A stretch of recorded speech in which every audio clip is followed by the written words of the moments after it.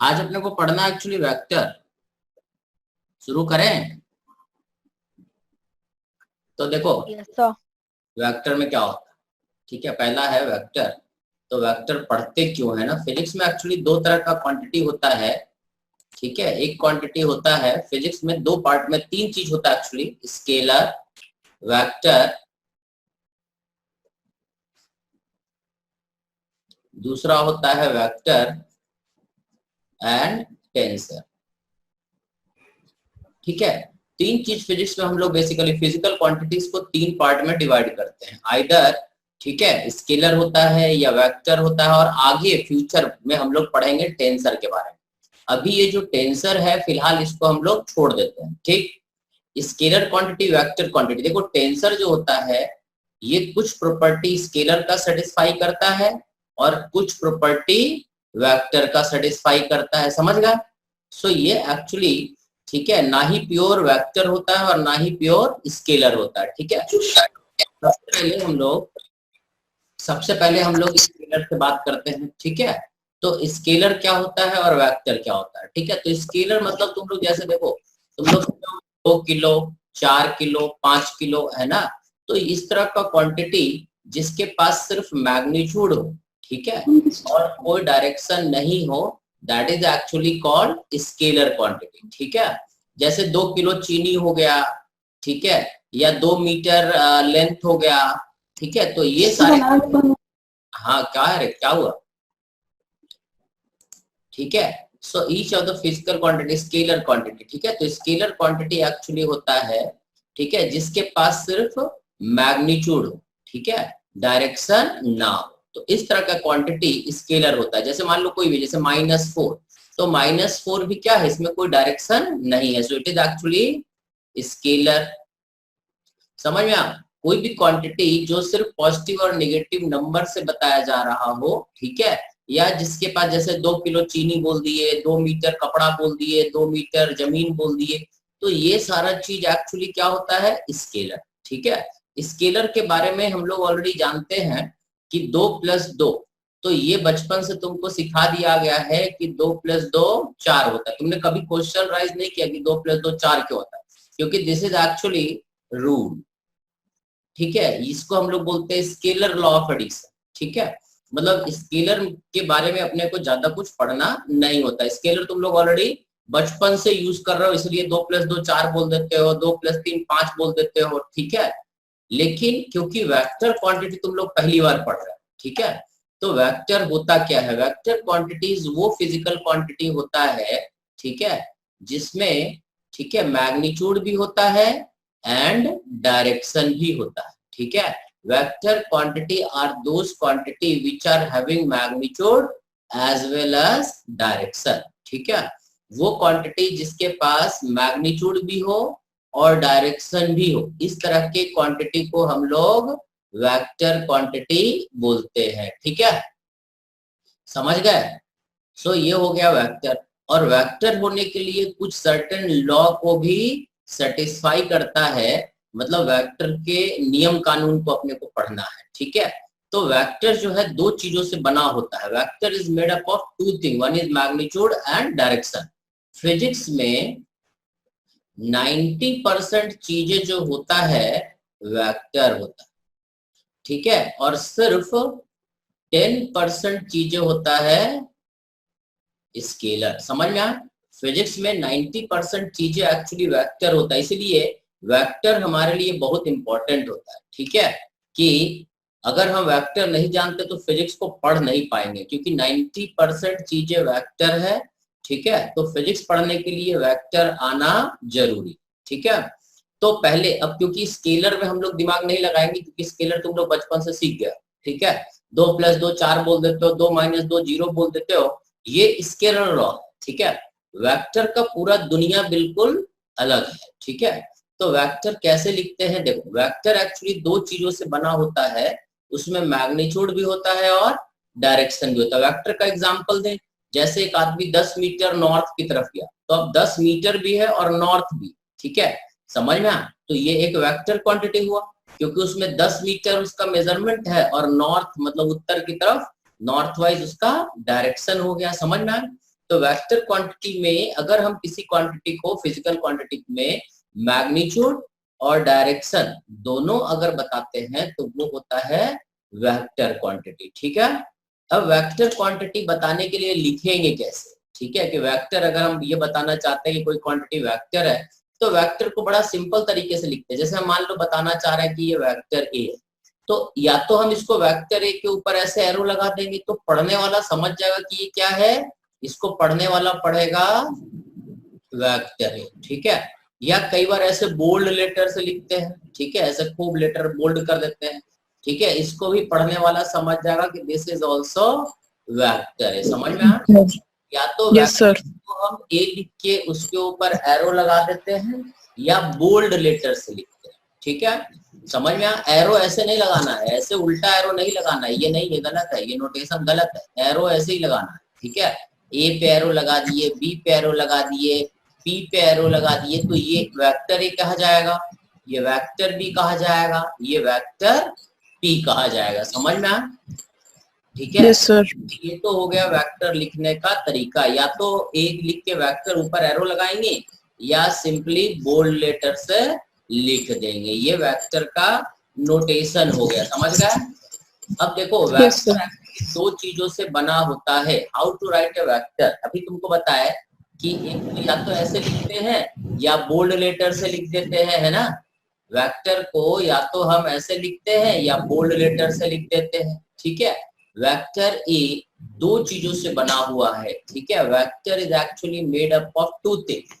One is magnitude, तो magnitude को क्या करते हैं, ऐसे मॉड लिखते हैं, और दूसरा होता है ए कैप। ठीक है, ये जो वेक्टर ए का मॉड लिखे, इसको हम लोग कई बार सिंपली ए भी लिख देते हैं और इसको पढ़ते हैं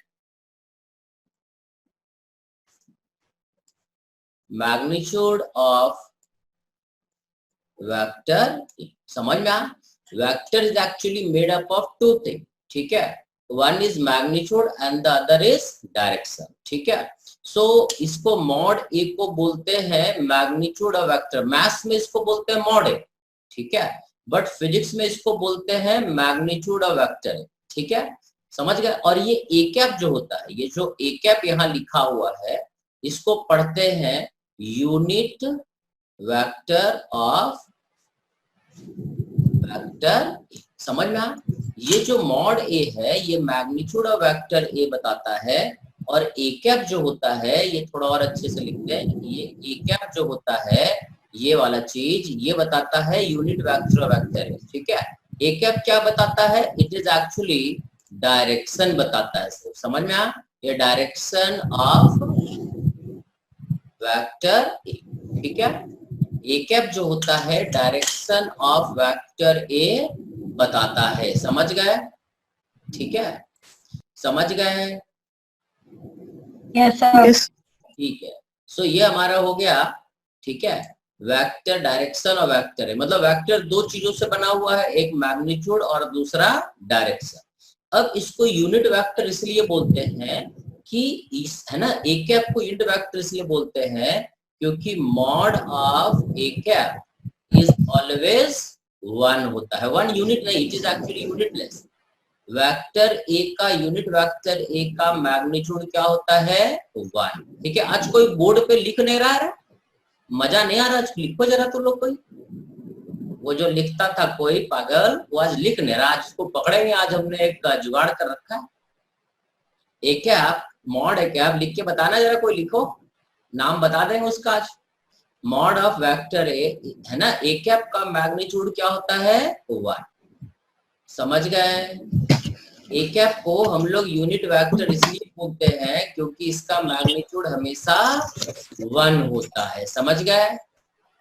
yes, sir. तो magnitude of vector A is always one. This is always, मतलब हमेशा कोई भी यूनिट वेक्टर हो उसका मैग्नीट्यूड हमेशा वन ही रहेगा। जैसे बी कैप लिखे तो इसको भी पढ़ेंगे unit vector of vector b, इसका भी मॉड क्या होगा? वन। ये मॉड जो बोलते हैं इसको हम लोग मैथ्स में बोलते हैं मॉड, बट फिजिक्स में बोलते हैं मैग्नीट्यूड ऑफ वेक्टर। ठीक है, so A cap mod of vector A magnitude of vector. समझ में आया? इसको सिंपली स्मॉल ऐसे बिना बोल्ड लेटर के भी लिख देते हैं, ठीक है। तो वेक्टर दो चीजों से बना हुआ है, एक मैग्नीट्यूड और दूसरा डायरेक्शन। ये जो मैग्नीट्यूड होता है इसके पास यूनिट भी होता है, ठीक है। यूनिट मतलब जैसे मान लो 10 मीटर, तो मीटर जो रहेगा वो मैग्नीट्यूड के साथ रहेगा।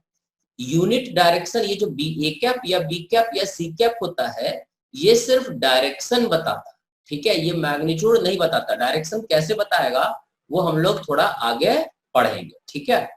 समझ में आया क्या? Yes sir. और कोई बोलेगा रे? अमन तुमको तो सब समझ में आ जाता फटाफट, और कोई बोलते ही नहीं रे, सब गूंगे हैं। Yes, sir. हाँ ताहा बोली। तो ये A cap is read as magnitude, ये मॉड ऑफ ए, इसको हम लोग मैथ्स में बोलते हैं मैग्नीट्यूड ऑफ वेक्टर, फिजिक्स में बोलते हैं मैग्नीट्यूड ऑफ वेक्टर है, और मैथ्स में बोलते हैं मॉडुलस ऑफ वेक्टर, ठीक है। तो ये हमारा हो गया मैग्नीट्यूड ऑफ वेक्टर ए और वेक्टर को लिखने का तरीका, ठीक है, कि वेक्टर लिखेंगे कैसे। अब एक्चुअली जो डायरेक्शन होता है, ठीक है, अगर तुमसे पूछे कि कितने डायरेक्शन होते हैं, कोई बताएगा कितने डायरेक्शन होते हैं? सर बेसिकली 4 होते हैं। 4 होते हैं। अरे वाह, देखो, infinite. North, south, east, west. अब बताओ कि ये जो डायरेक्शन है ये कौन सा डायरेक्शन है? ये चारों में से कोई है क्या? सब ये नॉर्थ ईस्ट। नॉर्थ ईस्ट, तो इसको तब बोलेंगे जब ये एक्जैक्टली 45 डिग्री। अच्छा चलो, ये नॉर्थ ईस्ट है, ठीक है। अब तुमसे बोले ये कौन सा डायरेक्शन है? ये डायरेक्शन और ये डायरेक्शन, इसको नॉर्थ ईस्ट बोलोगे तो इसको क्या बोलोगे? ठीक है, उसी तरह से इसको क्या बोलोगे? तो इस तरह से अगर बोले तो इसमें इनफाइनाइट 4 ही डायरेक्शन नहीं होता, कोई चीज ऊपर जा रहा है, कोई चीज नीचे जा रहा है, कोई तिरछे जा रहा है। सो डायरेक्शन क्या होता है? इनफाइनाइट। समझ में आया? ठीक है, डायरेक्शन एक्चुअली इनफाइनाइट होता है। अब जैसे हम तुमसे बोले ए कैप, तो ए कैप तो ये यूनिट वेक्टर डायरेक्शन बताएगा, बट कौन सा डायरेक्शन बताएगा? क्या ये नॉर्थ की तरफ है, या ईस्ट की तरफ है, या वेस्ट की तरफ है, या साउथ की तरफ है? ये तुम्हें नहीं पता। तो इसके लिए हम लोग क्या करते हैं, ठीक है, इसका डायरेक्शन अभी अपना क्या रहेगा? अननोन। तो यूनिट वेक्टर का मैग्नीट्यूड हमेशा 1 होता है, बट ये डायरेक्शन कैसे बताएगा? तो इसके लिए हम लोग क्या करते हैं, कुछ स्टैंडर्ड यूनिट वेक्टर डिफाइन करते हैं, ठीक है। कुछ स्टैंडर्ड चीज अपन डिफाइन कर लेंगे, उसके हिसाब से बात करेंगे, ठीक है। ये देख लो, इसमें सभी को समझ में आ गया है? ये वाले स्टेप्स जो है सभी को समझ में आ गया है कि दिक्कत है किसी? ये वाला पूरा स्टेप? हाँ सर। क्या आप और आरो में थोड़ा समझ नहीं आ रहा। कौन बोल रहा है? सर कहा कहा क्या बोली? सर क्या आप और आरो में एकदम समझ नहीं आया।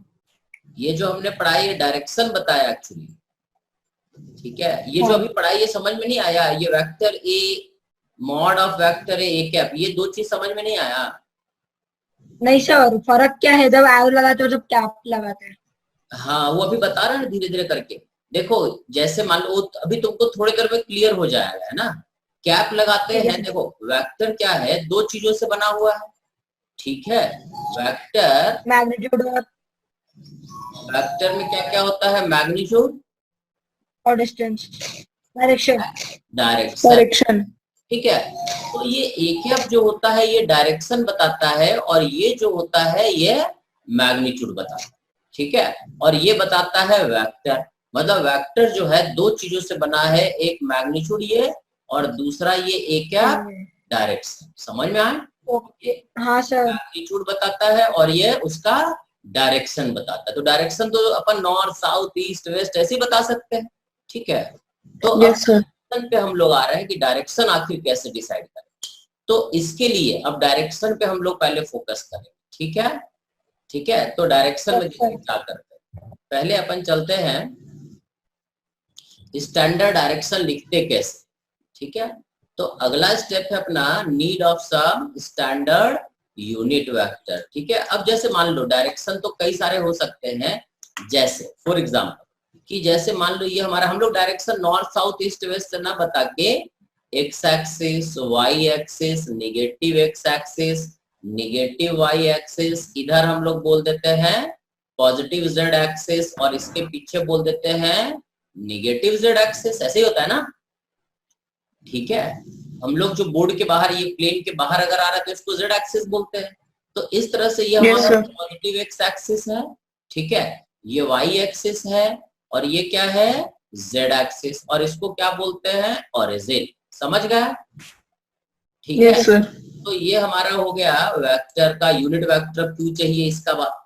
अब अगर कोई वेक्टर मान लो, ठीक है, अगर कोई वेक्टर पॉजिटिव एक्स एक्सिस की तरफ है, इस तो डायरेक्शन, सर आई कैप बोलेंगे। हाँ, इस डायरेक्शन को हम लोग रिप्रेजेंट करते हैं किससे, आई आई कैप। कैप। जैसे ही हम आई कैप लिखेंगे तो I cap represents the unit vector along positive x axis. मतलब कोई वेक्टर अगर इस डायरेक्शन में दिखाना है तो इसको हम लोग क्या लिख देंगे, आई कैप। समझ में आया? आई कैप। पढ़ने वाला Yes, sir. समझेगा कि ये पॉजिटिव एक्स एक्सिस की तरफ जा रहा है। समझ में आया? इस डायरेक्शन में पॉजिटिव वाई एक्सिस के लॉन्ग अगर कोई चीज जा रहा है तो इसको हम लोग रिप्रेजेंट करते हैं प्लस जे कैप से। निगेटिव एक्स एक्सिस में अगर कोई चीज जा रहा है तो इसको हम लोग रिप्रेजेंट करते हैं माइनस आई कैप से। समझ रहा है? और कोई चीज अगर नीचे जा रहा है तो इसको लिखते हैं माइनस जे कैप। बाहर जा रहा है तो लिखते हैं के कैप। इनसाइड जा रहा है तो माइनस के कैप। मतलब ये हमारा पॉजिटिव एक्स एक्सिस आई कैप, ये हमारा पॉजिटिव वाई एक्सिस जे कैप, ये इधर जेड एक्सिस के कैप। ठीक है? Yes sir. अब जब जैसे ही हमने लिखा ये तीन यूनिट डायरेक्शन तुमको याद रखना, आई जे एंड के। ठीक है, ज्यादातर हम लोग सारा डायरेक्शन जो रिप्रेजेंट करते हैं, जैसे मान लो अगर हमने लिखा कि एक आदमी आई कैप के डायरेक्शन में जा रहा है, ठीक है, अगर हम ये बोले कि एक आदमी है ना आई कैप के डायरेक्शन में जा रहा है, ठीक है, तो इसका मतलब ये हुआ कि जब हम एक्स एक्सिस वाई एक्सिस बनाएंगे, ठीक है, एक्स एक्सिस वाई एक्सिस बनाएंगे और बोले कि आदमी पॉजिटिव एक्स एक्सिस आई कैप के लॉन्ग जा रहा है, person is moving along I cap, इसका मतलब क्या हुआ कि आदमी इधर जा रहा है पॉजिटिव एक्सिस की तरफ, है ना। अगर हम बोलते कि आदमी जो है, ठीक है, माइनस जे वाई एक्सिस में जा रहा है, मतलब तो मतलब माइनस जे नीचे की तरफ जा रहा है, तो इधर जा रहा है लिखेंगे माइनस जे कैप। जे कैप है ना, ये अगर ऊपर जा रहा होता तो बोलते हैं जे कैप में जा रहा है, निगेटिव एक्स एक्सिस में जा रहा है तो माइनस आई कैप। समझ में आया? तो पहले अभी हम लोग positive x axis, negative x axis, positive y axis, negative y axis, इसके बारे में बात करते हैं। ठीक, सो आई कैप क्या हो गया, I cap represents direction along positive x axis. Minus I cap is direction along negative x axis. ठीक है, इसी तरह से प्लस जे कैप का मतलब हो जाएगा direction along positive y axis. ठीक है, इसी तरह से माइनस जे कैप का मतलब हो जाएगा direction along negative y axis. अब हम लोग positive y axis, negative y axis नहीं बोलेंगे, अब सीधा सीधा i cap, j cap, k cap ऐसे बोलेंगे। समझ गया? तो जैसे आई कैप बोले तो तुमको समझ जाना है कि पार्टिकल किधर जा रहा है।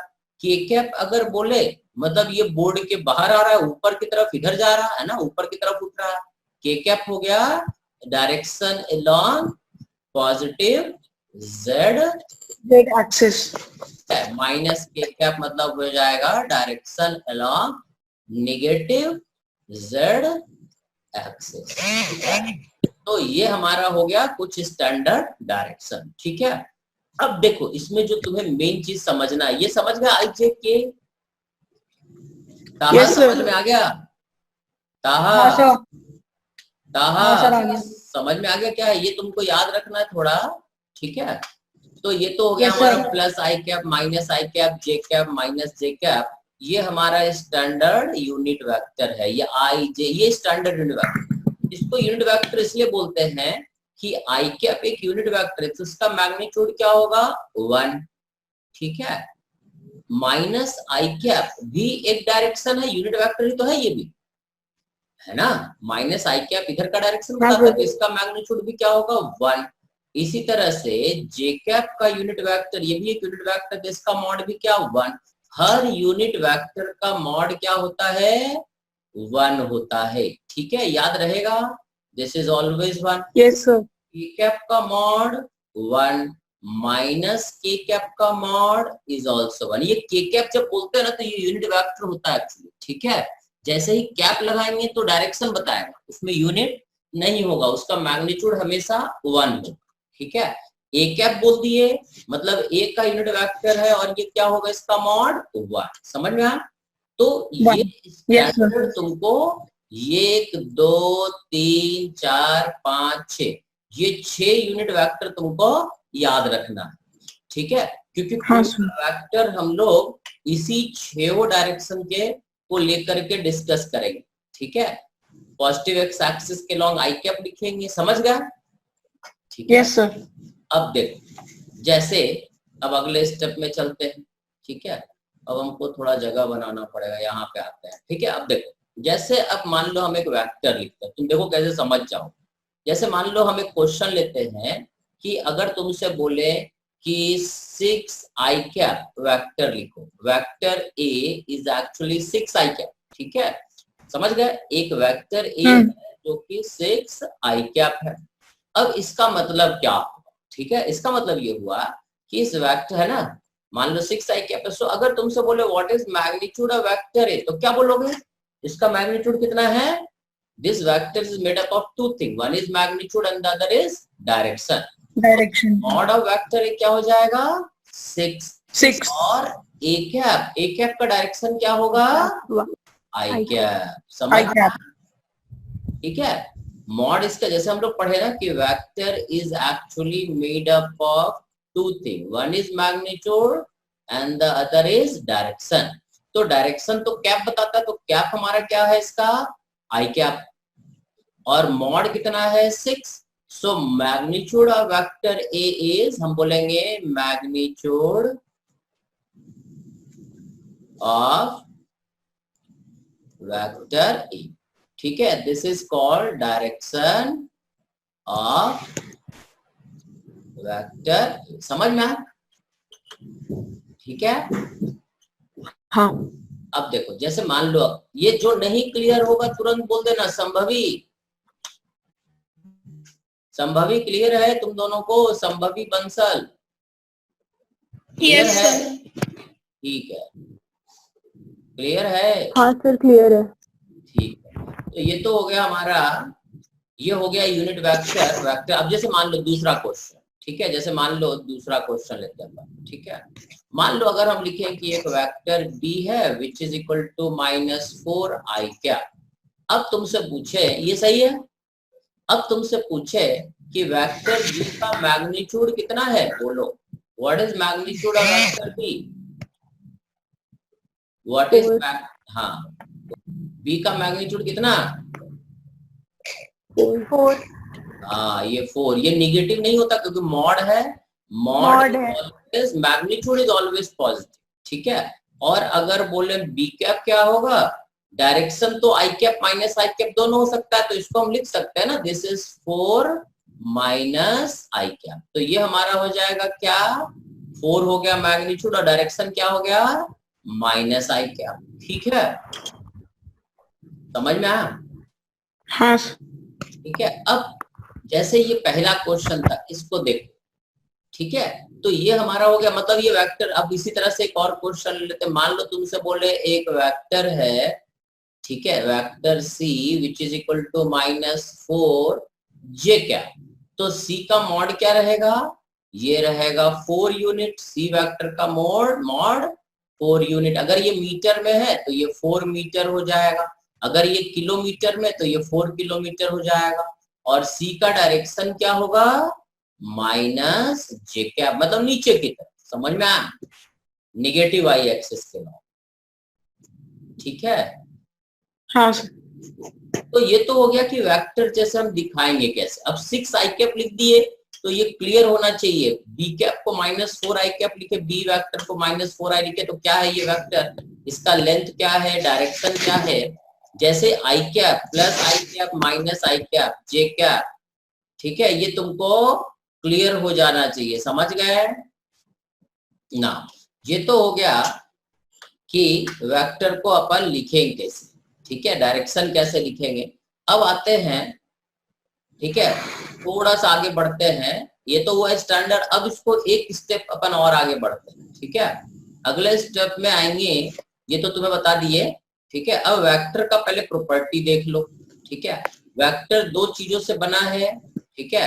देखो पहला प्रॉपर्टी लिखो इसको तुम लोग, प्रॉपर्टी ऑफ वेक्टर, ठीक है।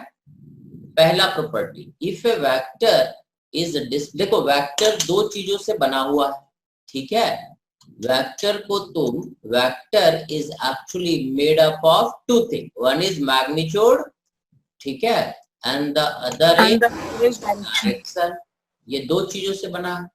अगर मान लो मैग्नीट्यूड सेम रहता है, ठीक है, mod A and A cap, अगर ये दोनों सेम रहता है, ठीक है, तो वेक्टर को अगर हम एक जगह से उठा के, जैसे ये मान लो ये एक वेक्टर है मान लो, ठीक है, ये वेक्टर ए है, इसको हम यहाँ रखें या यहाँ रखें या यहाँ रखें या यहाँ रखें, ठीक है, जिसका लेंथ सभी का बराबर होना चाहिए और डायरेक्शन सभी का सेम होना चाहिए। तो ये वेक्टर एक्चुअली पोजीशन पे डिपेंड नहीं करता। एक वेक्टर को तुम उठा के कहीं भी रखो, कंडीशन ये है कि उसका मैग्नीट्यूड और डायरेक्शन सेम होना चाहिए, ठीक है। If a vector is displaced parallel to itself, it does not change। समझ में आया? मतलब वेक्टर को अगर यहाँ से उठा के हम यहाँ ले जाए, यहाँ ले जाए, कहीं भी ले जाए इसके पैरेलल में, ठीक है, ठीक है, मतलब इसका डायरेक्शन सेम होना चाहिए और लेंथ ऑफ वेक्टर भी सेम होना चाहिए, ठीक है। तो वेक्टर में कोई चेंज नहीं आएगा, ठीक है। वेक्टर एक्चुअली पोजीशन पे डिपेंड नहीं करता। Vector is actually independent of position, ठीक है। जैसे आदमी, आदमी समझते हो रे अमन? हाँ सर। कितने चीजों से बना होता है रे? Sir sales. सेल से बना हुआ है। अच्छा, एवरडी वाला सेल से बना है। आदमी बना दो, नहीं सर, आदमी बना दो चीजों से, एक शरीर और एक आत्मा, समझ में आया? आदमी बना दो चीजों से, एक शरीर और दूसरा आत्मा। अब जैसे अमन है तो अमन का एक शरीर है और उसका एक गंदा आत्मा है, उसको उठा के कहीं भी बिठा दो, पोजीशन बदल दो तो अमन अमन रहेगा कि बदल जाएगा? अमन को एक जगह से उठा के दूसरे जगह बिठा दिए तो बदल जाएगा? नहीं सर, नहीं ना बदलेगा, क्योंकि उसका शरीर भी वही रहेगा और गंदा आत्मा भी वही रहेगा, है ना। तो उसी तरह से वेक्टर है रे। वेक्टर जो है एक्चुअली अगर इसका मैग्नीट्यूड और डायरेक्शन सेम रहता है तो उसको हम यहाँ रखें, यहाँ रखें, यहाँ रखें, यहाँ रखें, इससे कोई फर्क नहीं पड़ता है। लेंथ सबका बराबर होना चाहिए और डायरेक्शन भी सेम होना चाहिए। तो vector is actually independent of position. If a vector is displaced parallel to itself, it does not change. ये पहला प्रॉपर्टी है वेक्टर का, ठीक है, लिख लिए? हाँ सर। जिसको समझ में नहीं आएगा बोल देना रे, कोई बोलता नहीं है रे, ठीक है। अगला कहानी दूसरा प्रॉपर्टी का आते हैं, देख लो सभी। दूसरा प्रॉपर्टी का आते हैं, सेकंड प्रॉपर्टी का है, ठीक है। अब देखो, if the frame of reference, अरे कौन माइक ऑन करके बैठा है? If the frame of reference is rotated, the vector does not change though its component may change। मतलब ये हुआ, देखो कि जैसे ये मान लो हमारा x एक्सिस और y एक्सिस है, ठीक है, और ये हमारा वेक्टर है, ये वेक्टर a है, ये दो चीजों से बना है, मैग्नीट्यूड और डायरेक्शन। अगर हम एक्सिस को रोटेट कर दे, मान लो ऐसे, ठीक है, ये हमारा x एक्सिस, y एक्सिस, ये हमने घुमा दिया जरा सा, बट वेक्टर जो है हमारा वैसे ही है। देखो ये वेक्टर और ये वेक्टर दोनों का मैग्नीट्यूड सेम है और डायरेक्शन भी सेम है। एक्सिस को अगर हम घुमा दे, एक्सिस को ऐसे भी कर दे, मान लो इसको x बनाते, इसको y बनाते, बट वेक्टर अगर ऐसे ही रहता है तो ये भी वेक्टर ए ही कहा जाएगा। समझ में आया? ठीक है, हम वेक्टर को एक्सिस को कितना भी घुमा दे, अगर वेक्टर का मैग्नीट्यूड वही है और डायरेक्शन भी अगर सेम है, तो एक्सिस मतलब ये वाला एक्स और वाई एक्सिस को घुमाने से वेक्टर पे कोई फर्क नहीं पड़ता है। समझ में आया? ठीक है, वेक्टर जो है फ्रेम ऑफ रेफरेंस, ठीक है, को चलाने या रोटेट करने से कोई फर्क नहीं पड़ता है। जैसे मान लो ये एक और हम एग्जांपल लेते हैं, जैसे मान लो ये एक वेक्टर है, अगर तुम फ्रेम यहाँ रख के वेक्टर से पीछे फ्रेम को खींच लो तो भी इसका लेंथ क्या है, सेम, डायरेक्शन भी क्या है, सेम, तो ये वेक्टर भी यही कहा जाएगा और ये वेक्टर भी यही कहा जाएगा। मतलब ये पोजीशन पे डिपेंड नहीं करता। देखो यहाँ पे बहुत नजदीक था और यहाँ दूर है, बट डायरेक्शन और मैग्नीट्यूड दोनों सेम है, इसीलिए वेक्टर जो है एक्चुअली फ्रेम पे डिपेंड नहीं करता। ठीक है, तो वेक्टर को यहाँ रखो, कहीं भी रखो, कोऑर्डिनेट सिस्टम को कैसे भी रखो, वेक्टर दो चीजों से बना हुआ है, मैग्नीट्यूड और डायरेक्शन। ठीक है, अगर मैग्नीट्यूड और डायरेक्शन चेंज नहीं होता है तो वेक्टर चेंज नहीं होगा। समझ में आया? जैसे इंसान को यहाँ पे बिठाओ, यहाँ बिठाओ, इधर बिठाओ, चाहे धरती पे बैठ के कैलकुलेट करो, चाहे आसमान पे बैठ के कैलकुलेट करो, उसका नेचर चेंज नहीं होगा, उसका शरीर और आत्मा सेम रहेगा। तो अगर वेक्टर का मैग्नीट्यूड और डायरेक्शन सेम है तो हम एक्स एक्सिस वाई एक्सिस को कहीं भी मूव करें उससे कोई फर्क नहीं पड़ेगा। बात समझ में आया? बात समझ में आया? Yes sir.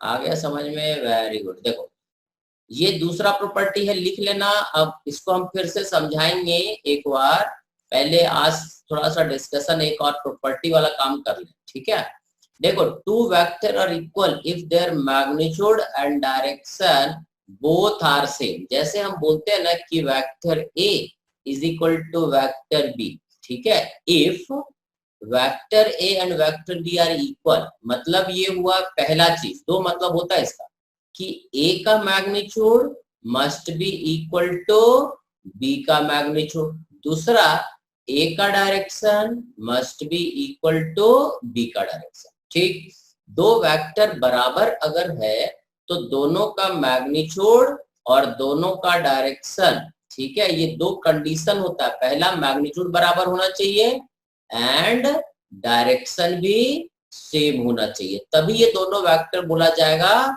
Equal vector. समझ में? दो वेक्टर इक्वल तभी होता है जब दोनों का मैग्नीट्यूड और दोनों का डायरेक्शन सेम होता है। ऐसा नहीं कि मैग्नीट्यूड सेम है डायरेक्शन अलग अलग है। जैसे हम एक एग्जांपल लेते हैं, जैसे मान लो एक वेक्टर ए लिखे 2i कैप, एक वेक्टर बी लिखे वेक्टर बी लिखे 2j कैप। अब देखो ये वेक्टर ए और वेक्टर बी का मैग्नीट्यूड कितना है? वेक्टर ए का मैग्नीट्यूड कितना है? 2। वेक्टर बी का मैग्नीट्यूड कितना है? 2। दोनों का मैग्नीट्यूड बराबर है, बट ठीक है, ए का डायरेक्शन क्या है? आई कैप, और बी का डायरेक्शन क्या है? जे कैप। तो इन दोनों का डायरेक्शन अलग अलग है, मैग्नीट्यूड भले ही सेम है बट डायरेक्शन सेम नहीं है, इसीलिए vector A is not equal to vector B.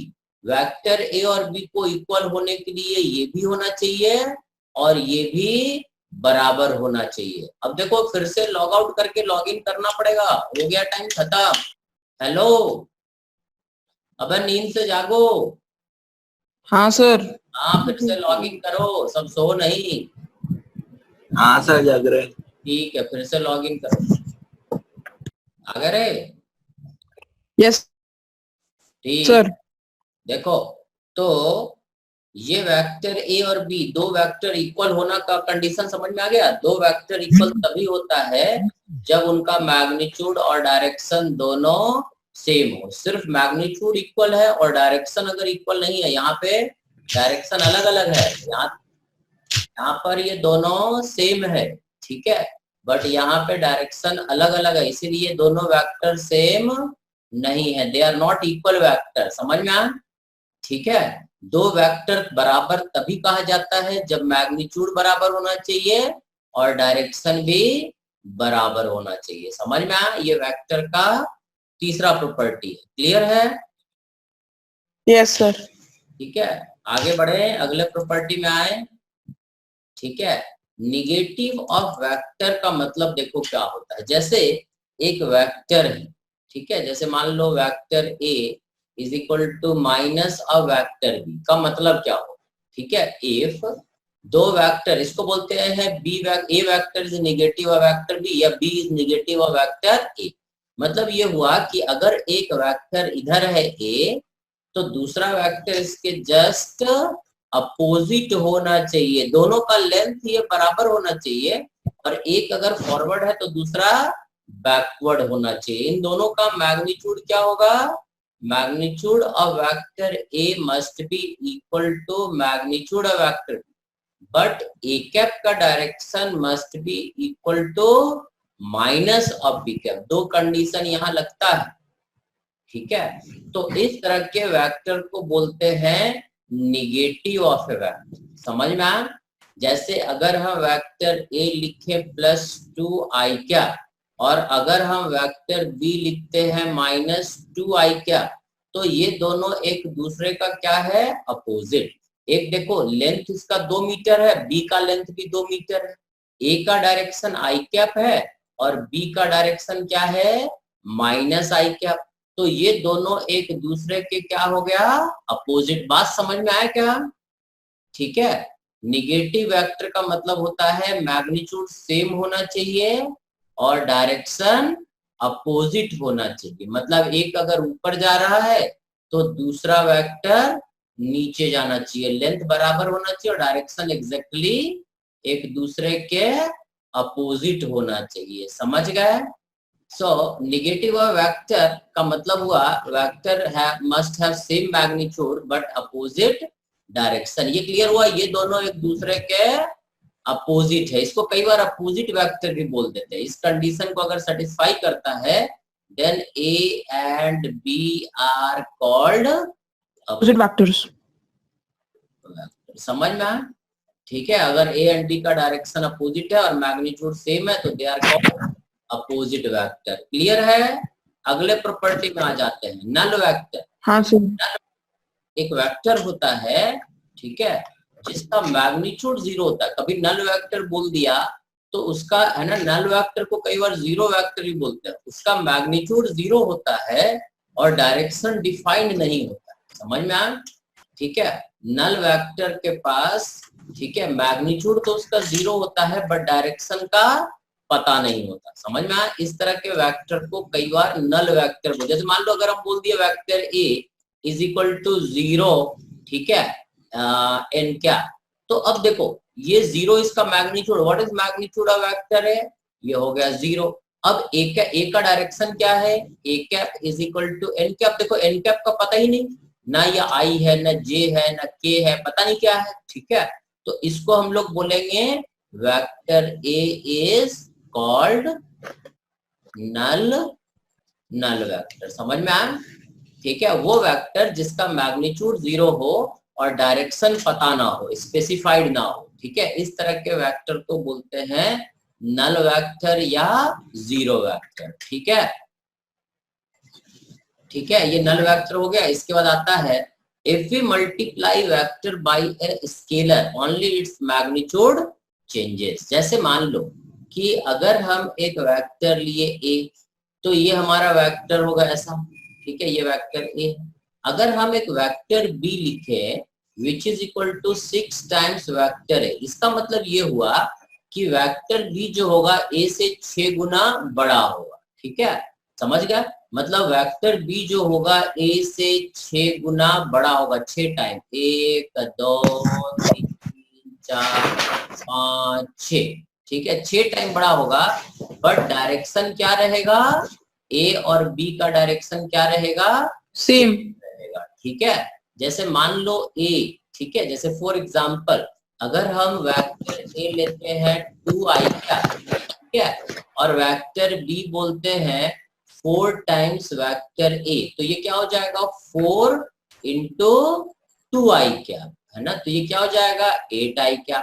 अब देखो ये बी वेक्टर का मैग्नीट्यूड कितना हो गया, 4 टाइम्स हो गया, बट बी का डायरेक्शन क्या रहा, बी कैप जो है वो क्या है, आई कैप है, बट बी का मैग्नीट्यूड क्या हो जाएगा, mod of B is 8 which is equal to 4 times mod of A, क्योंकि ए का मॉड कितना है, ए का मॉड है 2, ठीक है, तो यहां लिख सकते हैं ना 4 और mod of a is 2, this is equal to 8। समझ में आया? तो अगर हम किसी वेक्टर को किसी स्केलर क्वांटिटी से मल्टीप्लाई करते हैं तो उसका मैग्नीट्यूड बढ़ जाता है, पर डायरेक्शन में कोई चेंज नहीं आता है, नहीं आता। ठीक है, ये सारे वेक्टर के प्रॉपर्टी हैं, ठीक है, ये समझ में आया क्या? If we multiply vector by a scalar, only its magnitude changes, ठीक है, डायरेक्शन remain same, ठीक है। अगर हम किसी वेक्टर को स्केलर से मल्टीप्लाई करते हैं तो उसका मैग्नीट्यूड बढ़ जाता है बट डायरेक्शन चेंज नहीं होता। जैसे एग्जांपल, एक और एग्जांपल दें, जैसे मान लो p एक वेक्टर है which is equal to 4i cap, ठीक है, तो what is mod of vector p is equal to 4, what is unit vector of p, i cap, ठीक है। अब तुमसे बोले q vector is equal to 2 times vector p, तो इसका मतलब क्या होगा, it is 2 times vector p का मतलब हुआ कितना, 4i कैप, तो यहाँ 4i कैप लिख दिए, कितना हो गया 8i कैप, मतलब vector q is 8i cap, तो what is mod of vector q, it is equal to 8, this is equal to 2 times mod of vector p, क्योंकि p का मॉड कितना था 4, तो 8 को हम ये भी सो लिख सकते हैं, बट q का डायरेक्शन क्या रहा, i कैप, तो q का डायरेक्शन और p का डायरेक्शन देखो सेम रहा, बट मैग्नीट्यूड p का 4 था और q का 2 टाइम्स बढ़ गया। मतलब कहने का मतलब कि अगर हम किसी वेक्टर को स्केलर से मल्टीप्लाई करेंगे तो सिर्फ मैग्नीट्यूड में चेंज आएगा, डायरेक्शन में चेंज नहीं आएगा। समझ में आया बात? ठीक, अगला प्रॉपर्टी देखो, division of two vector is not defined, ठीक है, जैसे तुमसे बोलते हैं ना 4/2, तो क्या बोलते हो 4/2, 2। अरे वाह, ताली बजाएं, ठीक, तो 4/2 इज 2, ठीक है, क्योंकि ये स्केलर है, इसमें तुम सोचे नहीं, बिना दिमाग लगाए आंसर दे दिए, ठीक है। बट अगर तुमसे बोले नॉर्थ डिवाइडेड बाय नॉर्थ, क्या बोलोगे, नॉर्थ बाय नॉर्थ, नॉर्थ एक डायरेक्शन है, नॉर्थ साउथ ईस्ट वेस्ट वाला नॉर्थ है, नॉर्थ डिवाइडेड बाय नॉर्थ क्या बोलोगे सर 1 बोलोगे, वेरी गुड। तो नॉर्थ डिवाइडेड बाय, ये क्या बोलोगे, क्या बोला सर? बोलो north divided by north, sir इसे डिवाइड करना कर सकते, तो नॉर्थ नहीं कर सकते, तो इसको कैसे कर दिए, अरे सर वो तो मैंने ऐसे ही किया क्योंकि anything divided by the same thing is 1, ऐसा, ठीक है, ये सिर्फ मैथमेटिकल स्केलर क्वांटिटी के लिए वैलिड है जो तुमने बोला, ठीक है। If this is not defined, this is not, so अगर ये डिफाइंड नहीं तुम कर पा रहे हो तो दिस इज ऑल्सो 1 नहीं होगा, इसको भी बोलेंगे नॉट डिफाइंड। बात समझ में आया? क्योंकि नॉर्थ नॉर्थ ये एक सेंस है, नॉर्थ कोई क्वांटिटी नहीं है, समझ में, direction is actually a sense, ठीक है। So north divided by north is not defined, north divided by south is not defined, north divided by east is not defined, the division of two direction is not defined. अब vector क्या होता है, जैसे vector a divided by vector b, तो vector a में भी direction होगा और वेक्टर बी में भी डायरेक्शन होगा, तो दो डायरेक्शन का डिवीजन तो डिफाइंड होता ही नहीं है, so it is not defined. समझ में आ, इट इज नॉट डिफाइंड, बात समझ में आ। दो वेक्टर का डिवीजन आज तक कोई डिफाइन नहीं कर पाया, समझ गया, ठीक है।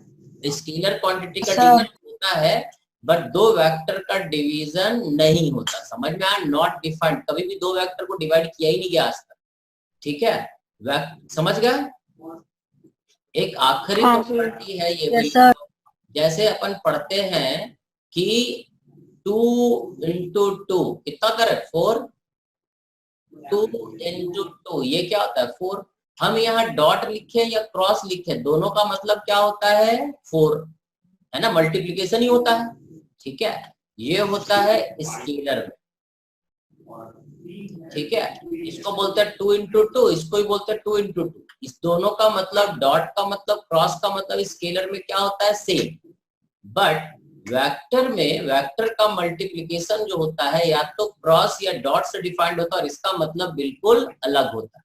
वेक्टर में a डॉट b, ठीक है, एंड a क्रॉस b, ठीक है, ये दो अलग अलग चीजें होता है। These two things are different। a dot b का मतलब होता है a into b into cos theta और a क्रॉस b का मतलब होता है ab into sin theta into n। ठीक है, इस दोनों का बिल्कुल मतलब अलग अलग होता है जो हम लोग लेटर पढ़ेंगे, समझ में, आप बाद में पढ़ेंगे। समझ में आया क्या है ना। वेक्टर में डॉट प्रोडक्ट और क्रॉस प्रोडक्ट का मतलब अलग अलग होता है। अब ये होता क्या है अपन धीरे धीरे करके सीखेंगे आखिरी में। ठीक है, तो 2.2 2 क्रॉस 2 ये स्केलर में 4 4 ही रहेगा, बट वेक्टर में ये बिल्कुल अलग हो जाता है। ये अपने को सबसे भारी चीजें हैं जो अपन आखिरी में सीखेंगे। समझ में आ। तो ये वेक्टर का 8 प्रॉपर्टी था, ये 8 प्रॉपर्टी तुम लोग लिख लिए। Yes sir. अरे वाह, ठीक है। हाँ तो सर। अब ये 8 प्रॉपर्टी जब तुम लिख लिए हो तो बहुत अच्छा काम किए हो। अब तुम्हें एक काम और करना है, ठीक है, कि तुम्हारा जो सीट था, सीट नंबर 1 जो तुम्हें दिए थे ट्रिग्नोमेट्री का पहला सीट, अरे सेकेंड वाले में सर कोई भी एक करके बता दो। कौन सा एक? हाँ सेकंड वाले में, ठीक है, जैसे मान लो तो ये बोलना पड़ेगा ना, क्वेश्चन नंबर 2। हाँ, sine theta is equal to minus देखो, तो देखो sine theta is equal to -1/2, तो इसको हम लिख सकते हैं sine theta is equal to minus sine 1/2 क्या होता है साइन 30 डिग्री। ठीक है, और हमने सुना था साइन, ठीक है, 180 डिग्री प्लस थीटा क्या होता है माइनस साइन थीटा होता है ना। Yes sir. 180 degree plus theta is minus sine theta, तो हम ये यूज कर सकते हैं पहला। ठीक है, तो यहाँ पर देखें तो 180 प्लस थीटा इसको हम लिख सकते हैं, थीटा के जगह पे यहाँ क्या है 30 डिग्री। यहाँ पे हम देखेंगे तो minus this is theta, theta मतलब कितना है 30 डिग्री, यहाँ 30 डिग्री लिख देते हैं। तो this is equal to sine 180 degree plus ये थीटा कितना है 30 डिग्री। तो 180 प्लस 30 कितना होता है साइन 210 डिग्री, है ना, is equal to minus sine 30 degree. तो माइनस साइन 30 डिग्री को हम इतना भी तो लिख सकते हैं, so sine theta is minus sine 30 and minus sine 30 is sine 210 degree सकते हैं। So theta is equal to 210 degree. यही आंसर दिया है कि और दिया है? आंसर देख के बताओ, एक ही है कि दो आंसर है? क्वेश्चन नंबर 2 का एक ही आंसर है कि दो है? इसका पहला का एक ही आंसर है 210, है ना। हाँ सर। अब देखो एक और क्या हो सकता है, एक तो ये पॉसिबल आंसर है, ठीक है, दिस इज आंसर। अब एक चीज और हो सकता है साइन, ठीक है, थीटा इज -1/2, क्योंकि अपने को पता है कि यहाँ पे साइन निगेटिव होता है और यहाँ भी साइन निगेटिव होता है ना। तो इसको हमें ये भी पता है साइन, ठीक है, माइनस थीटा, है ना, minus sine theta is equal to sine 360 degree minus theta, ये भी होता है फॉर्मूला, सुने हो? क्योंकि साइन फर्स्ट सेकेंड थर्ड में साइन थीटा क्या होता है नेगेटिव और फोर्थ में भी नेगेटिव, यहाँ और यहाँ नेगेटिव होता है। थर्ड वाला वैल्यू तो ये हो गया 210 डिग्री जो कि 180 से बड़ा है और 270 से छोटा, एक वैल्यू ये हो गया। दूसरा ये भी हो सकता है sine minus sine theta is sine 360 degree minus theta, तो यहाँ पर माइनस, इसको हम लिखेंगे माइनस साइन 30 डिग्री। ठीक है, ये माइनस है, यहाँ लिख देते हैं minus sine 30 degree is equal to हो जाएगा साइन 360 डिग्री माइनस थीटा कितना रहेगा 30 डिग्री 30 डिग्री। तो ये हो जाएगा minus sine 30 degree is also equal to sine 360 minus 30 कितना हो जाएगा 330 डिग्री। तो ये चीज दोनों बराबर है, तो यहाँ पे ये भी लिख सकते हैं sine theta is sine 330 degree और theta is equal to 330 degree. ये भी एक आंसर है, मतलब दो पॉसिबल है, क्योंकि साइन थीटा दो जगह नेगेटिव होता है, थर्ड कोऑर्डिनेट में और एक फोर्थ कोऑर्डिनेट में। यहाँ पे पॉजिटिव होता है और थर्ड में भी साइन पॉजिटिव होता है। समझ में आया? हाँ। ठीक है, अब बोलो, थोड़ा करोगे ना तो हमको ही बताने मजा आएगा। थोड़ा क्वेश्चन करना इसको, ठीक है? सब बहुत अच्छे अच्छे क्वेश्चन है, सब पूरा फंडा क्लियर हो जाएगा। तो जो नहीं होगा वो हम डिस्कस करते रहेंगे। बोलो अगला। तो फोर्थ वाला कौन सा है? ये वाला फोर्थ, ये 2 sin a। बताओ क्वेश्चन।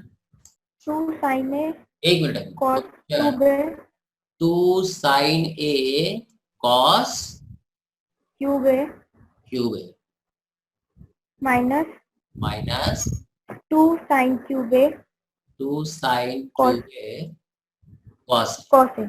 इज इक्वल टू क्या होगा? तो सबसे पहले देखो, इसमें से 2 sin a cos a common ले लिए, तो ये क्या बचा रहे? cos Sin square minus sin square a। बचेगा। अब हमने पढ़ा था 2 sin theta cos theta is sin 2 theta, याद आया? 2 theta। हाँ। तो यहाँ पर थीटा के जगह पे है, तो हम यहाँ से लिखेंगे 2 sin a cos a is equal to sin 2a। ये पूरा टर्म क्या हो जाएगा? sin 2a, पहला टर्म। अब एक चीज और हमने पढ़ा था, और sir cos 2 theta cos square 2 cos square a minus 1 भी cos 2a हो जाता है। cos 2 theta is cos square theta minus sin square theta. ये भी तो सबसे पहले तो ये पढ़े थे, याद आया? माइनस sin स्क्वायर, अगर यहाँ a रहेगा तो यहाँ a यहाँ है। तो इस चीज को हम क्या लिख सकते हैं? इस पूरे को क्या लिख सकते हैं? cos 2a। तो ये हमारा बन गया sin 2a into cos 2a बराबर, और इसको 2 से मल्टीप्लाई और डिवाइड कर देते हैं। ठीक है, तो 2 sin थीटा हमने सुना था 2 sin theta cos theta is sin 2 theta. अगर थीटा हमारा if theta is equal to 2a, तो क्या हो जाएगा? 2 sin 2a into cos 2a is sin 2 into 2a is equal to sin 4a। तो इस चीज को हम क्या लिख सकते हैं? पूरे को sin 4a। ये वाला स्टेप्स यहाँ से है और ये वाला स्टेप सब यहाँ से है। समझ में आया क्या? हाँ सर, मैंने तो कर लिया। जिया कर ली। मेरे कौन सारे हो गए शीट के। हो गया? सेकंड सीट रहे? हाँ, सेकंड शीट स्टार्ट करी है, उसमें थोड़े डाउट है। हाँ, वो अभी अगले दिन कर लेंगे, उसको पहले थोड़ा अच्छे से मेहनत करो उस पे, तो बता देंगे। ये क्वेश्चन नंबर 2 फोर्थ कौन पूछा था? This was question number 4th seat का। और कोई नहीं पूछना? चलो तो परसों मिलते हैं फिर 4 बजे, है ना? Okay sir. चलो बाय।